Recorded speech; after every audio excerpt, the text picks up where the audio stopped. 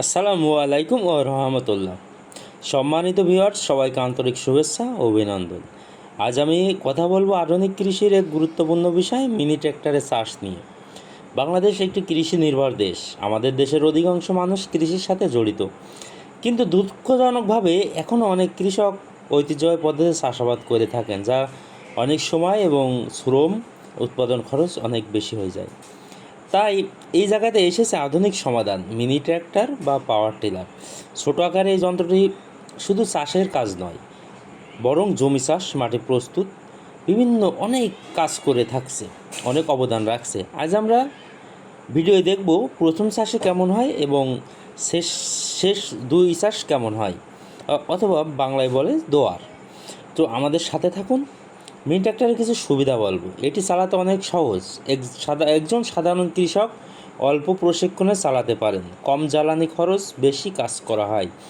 একদিনে অনেক বেশি জমি চাষ করা সম্ভব, ফলে সময় বাঁচে।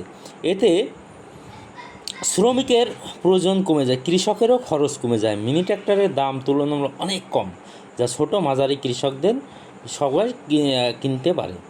আজকাল অনেক গ্রামে কৃষকরা যৌথভাবে মিনি ট্র্যাক্টর কিনে ব্যবহার করছেন। কেউ কেউ ট্র্যাক্টর ভাড়া দিয়ে অতিরিক্ত আয়ও করছেন। এতে কৃষকের পরিবার অর্থনৈতিক সচ্ছলতা বাড়ছে। একই সঙ্গে দেশে কৃষি উৎপাদনের ও দ্রুত বৃদ্ধি পাচ্ছে।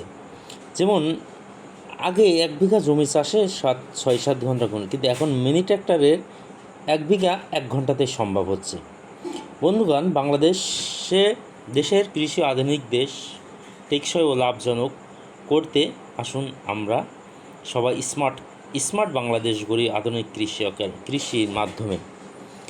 এবং এর আরও একটি অসাধারণ গুণাবলী হলো, এটা যেখানে সেখানে নিয়ে যাওয়া যায়।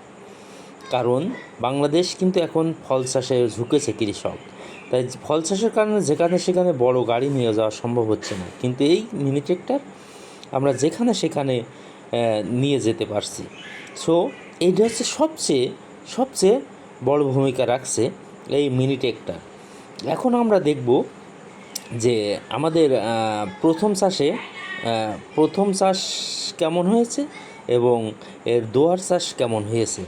এবং এটা আমি আমার মালটা আমরা অর্থাৎ কমলা চাষ করেছি, অসাধারণ চাষ হয়েছে। যেখানে দ্বিতীয় চাষ দেওয়ার পরে আমার মাটি একেবারে ঝুরঝুরা হয়ে গিয়েছে। এটা কপালে কখনোই সম্ভব হতো না।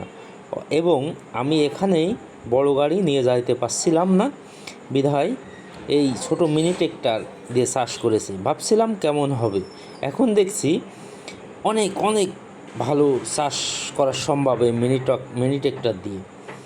সো সবাই ভালো থাকবেন। আজ এই পর্যন্তই। আসসালামু আলাইকুম।